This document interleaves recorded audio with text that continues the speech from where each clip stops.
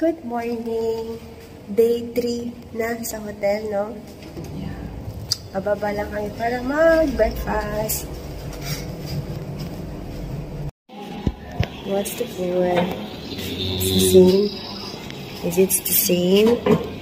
Is it more than siya I know, hindi siya, medyo may iba siyang pero itong part medyo iba din naman. Puting pinagkaiba. Ano to?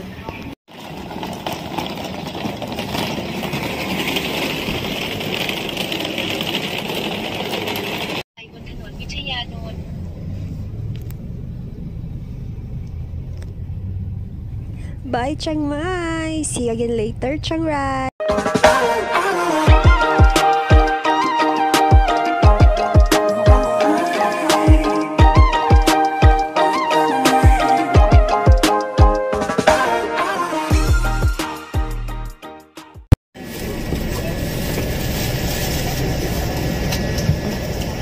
Magkano ka na kung ano meron dito sa VIP bus, Marvin?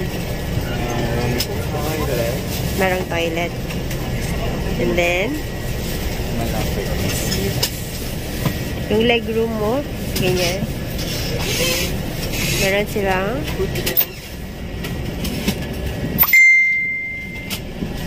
bathroom holder. Pinipindot ata yun. Then, Electric system not working. Not working? Why? Control for the AC.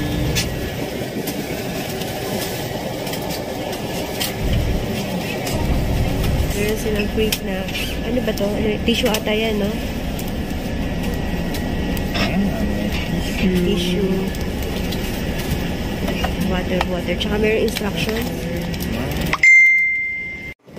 So, andito nga kami ngayon, nakasakay sa bus papuntang Chiang Rai kasi doon yung flight namin pabalik ng Bangkok.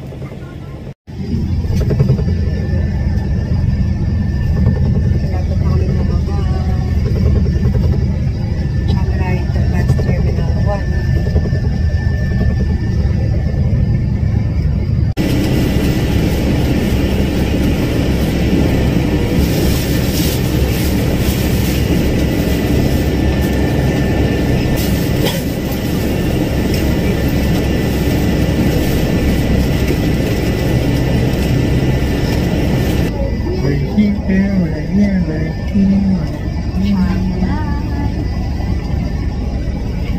Sunrise Part 2. Part 2 kasi kapag dito na kami. Nakatinala na naman yung gamit from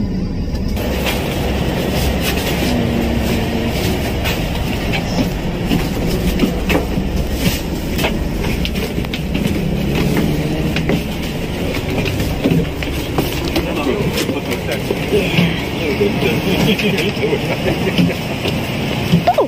May bathroom pa pala! A luggage. Water. Yeah. Let's go! Ngayon, dito kami sa ano nga to? Chiang Rai Bus Terminal 1. Nag-aantay ng Grab. Ay, Grab. Bolt pala.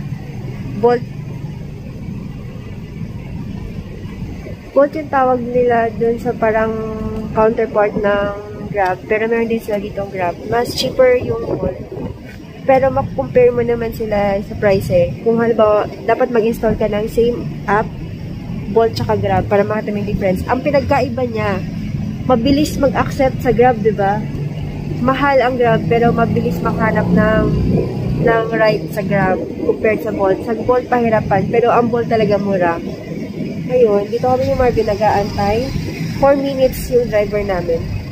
Yan. Ito yung side no, left side na terminal. Yan. Yun yung makikita nyo. Dito kami nag-aantay. So, andito na kami sa The Heritage Chiang Rai Hotel and Convention. Ito yung magiging hotel muna namin for 3 days and 2 nights bago kami bumalik sa Bangkok.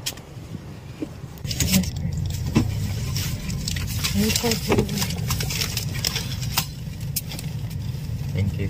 Thank you.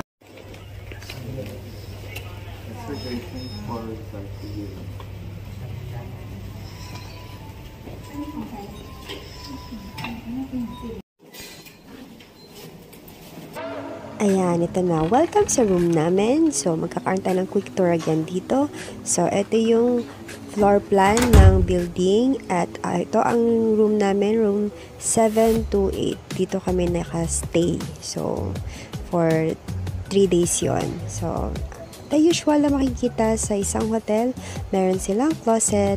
Dito, pagbukas mo sa closet, makikita mo yung mga, lalagay mo yung mga hanger. Tapos, meron din silang, sa taas, dun nakalagay yung mga extra pillow. At meron din silang laundry bag, para kung gusto mo magpa-laundry. Syempre, extra bayad yon kung gusto mo magpa-laundry. So, yun lang naman yung makikita mo dito sa closet. Then, walking forward, dito pa rin sa right side, makikita mo yung mini bar. Andito rin nakalagay yung safe. And, meron namang English na instructions doon kung gusto nyo maglagay at kung gusto nyo gamitin yung safe eh. So, sa baba nito, merong personal ref. And, sa personal ref na yun, dyan nakalagay yung bottled water nila. As in, glass bottled water siya. Hindi siya yung typical na bottled water na nakalagay sa plastic. So, yun. Ang ganda nga nito, medyo ano siya eh. Parang unique yung lalagyan ng nila, ng tubig nila.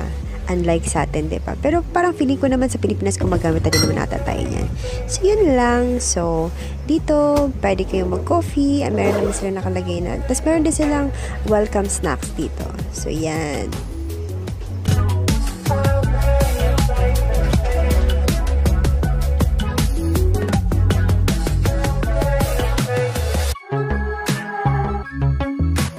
And ito na nga yung room, kung gaano siya kalaki yung room na nakuha namin.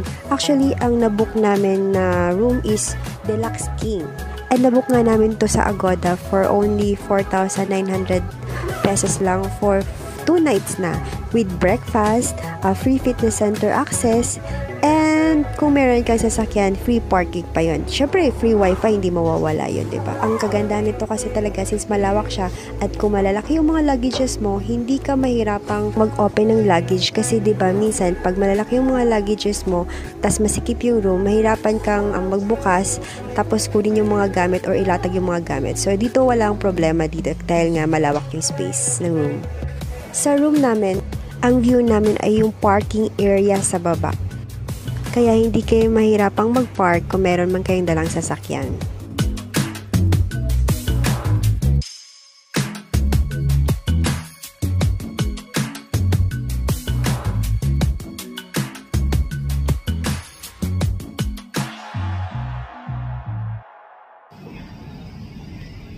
So, update lang. Dito kami ngayon Marvin sa Central Chiang Rai Mall.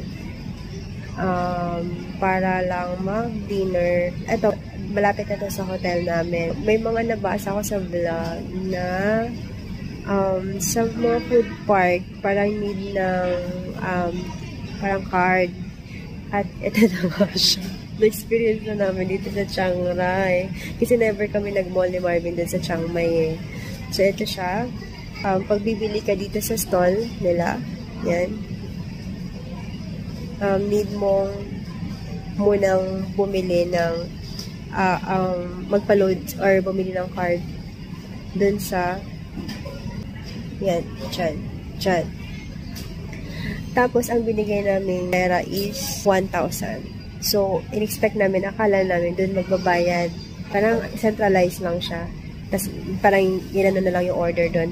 Yun pala, yung 1,000 na binigyan kami na 2 card na tig pa 500. Hindi namin mauubos yun. Masasayang ang pera namin kasi hindi naman kami dito matagal sa Chiang Rai.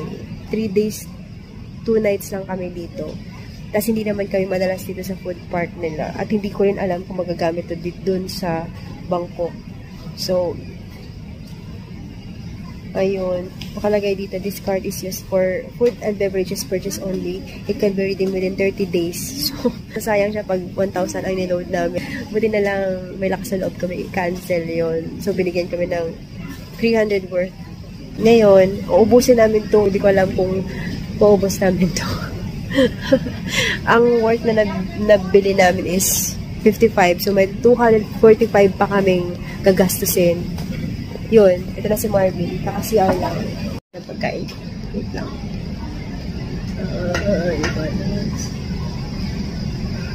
Fried pork with rice.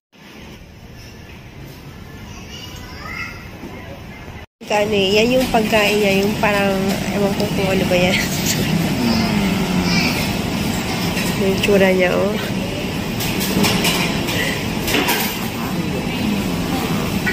Hindi naman yan. Pubundatin namin sarili namin kasi nagkamali kami ng bili. Ito, tom yum. Tapos yan, hindi ko alam kung ano yan. Milk tea na anong flavor? Wala ang flavor. Magkano? Sige, pwede na yun.